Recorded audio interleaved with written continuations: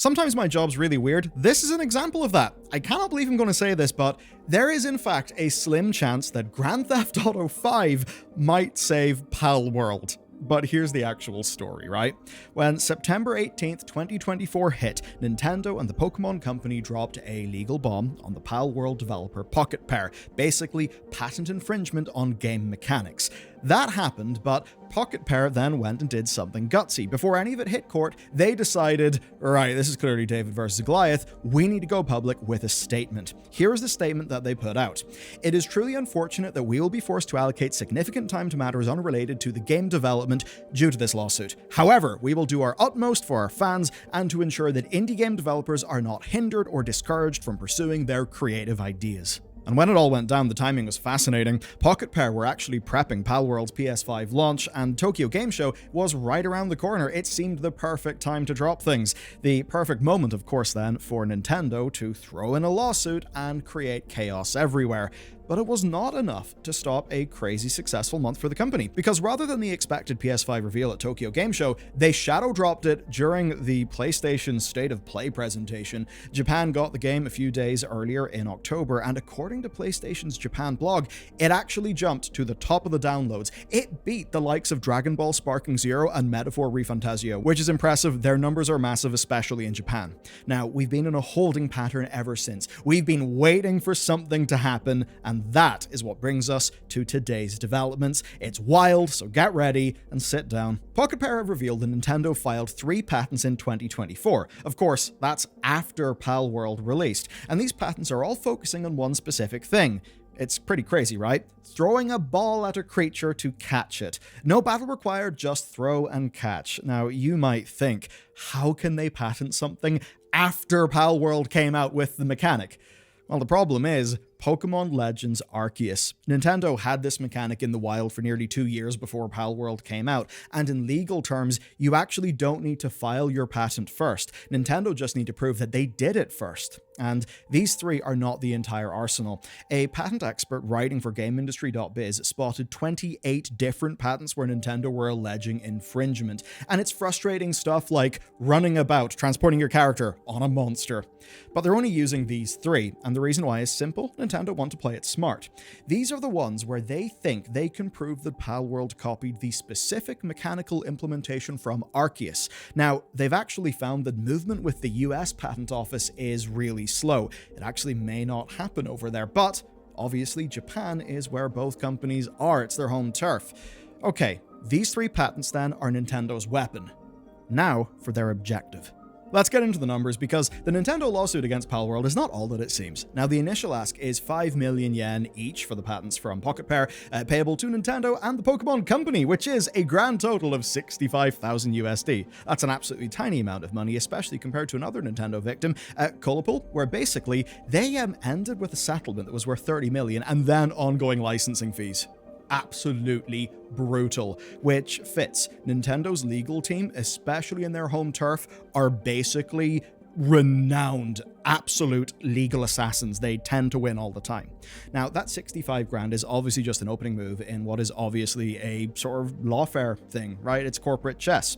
Nintendo's not really going after that pocket change. They're playing a longer game here, and it's not just to bury the company in legal fees, though it is absolutely also that. Let's take a look at the patents to understand how Nintendo have operated here. So yeah, they actually did file these patents after Palworld launch, but they're in fact derived from a December 2021 patent, and they've basically tailored things for this situation. And an IP attorney called Kirk Sigmund spoke to PC Gamer and explained that this is actually standard practice, where companies will have an existing patent, but then they'll refine it to close loopholes. But of course, the timing matters, and in this case, it really does look like Nintendo was preparing their battleground. So here's the brutal part, and well, here's it in Kirk's own words. Your general attorneys cannot do this sort of work. You've got to find specialists. It gets extremely expensive and time-consuming, and it can wear a lot of small companies out. It is designed to make you no longer play the game. So in other words, you either give in or you sign yourself up for a legal battle that you don't even know if you can afford. But of course, you probably guess it's not just that. Nintendo's real legal objective here is almost certainly to get an injunction. This would prevent Palworld from being sold whilst it's in breach of those patents. And either way, it's all aimed at sowing chaos. And here's the reason why. Palworld could change the mechanic, right, to no longer be in breach of the patent. That would obviously take game development time, and it would risk player sentiment because they know the game as it is, they like it as it is, and if they just have to come up with a new mechanic to replace catching your pals, well, players may not like that. And the real risk here is time, because they would be incentivized to fix this problem and replace the mechanic as soon as is possible. Now, of course, if you want the mechanic to be good, to be well play tested, you will take your time and get it right. But if you're in breach, if there's an injunction, you can't really afford to do that because it's blocking your game from sale. Or of course, you could give in, and you could agree to license the patent from Nintendo. But the message, as Kirk puts it, is clear. Quote, "For them, this is a massive target they need to declare. Don't do this to us ever again." One could speculate they'd probably do the same thing to any company that came too close to the main line, especially when they perceived it to possibly infringe their IP. That's what Kirk said. And this is absolutely Nintendo sending a warning shot across the bow of the entire industry. It is them hitting Pocketpair right when they are trying to seize their opportunity. And that includes things like, yes, the PlayStation relationship, but also plans that could see their IP be expanded, just like Pokemon was. And I think that is the real thing that Nintendo are worried about here. Palworld is scrappy, right? And I think we all know that it is taking commonly appreciated elements from all over the place and putting them into something. And Nintendo are probably realizing, this could be a little bit of a problem, because we've basically sat on top of Pokemon. We've done a pretty bad job, all things considered, Pokemon Company as well, for years and years and years and years. What if somebody else is actually able to fight us by making a better Pokemon-like experience?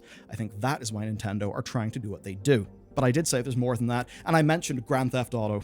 I didn't think Grand Theft Auto would be involved, but kind of is. So this is Nintendo locking things down on their home turf, but it probably won't have that much impact on the broader industry, the global industry, if Nintendo cannot get the American patent system to agree with them, and at the very least we know that's been a way slower process. But, of course, the principle here is an important thing, and there's actually a long shot that was proposed by a patent attorney in Nikkei Business. This is absolutely amazing, and I love it. They pointed out that while Nintendo's patents for catching monsters in an open field, might have been filed as far back as December 2021, and it's like, first incarnation, they may not actually have the first instance of that mechanic, and that's because of this. This, everybody, is Pokemon Go in Grand Theft Auto 5, done 8 years ago in 2016. Now, remember, how precedence in the actual market with the product, well, that means that Arceus would trump Palworld in terms of filing those patents. Well, as is put here in Nikkei Business, this would mean that because of this mod for GTA, there is an established usage that basically would mean Nintendo shouldn't have been able to file their patent because they didn't create the mechanics, because it was inspired by Pokemon Go, but it was different, and it was there in a GTA mod. It was there in the market. And that means that Pokemon and guns may save the game with Pokemon and guns, which is absolutely insane. But okay. A wild story, and to be honest with you, I really hope Nintendo lose here.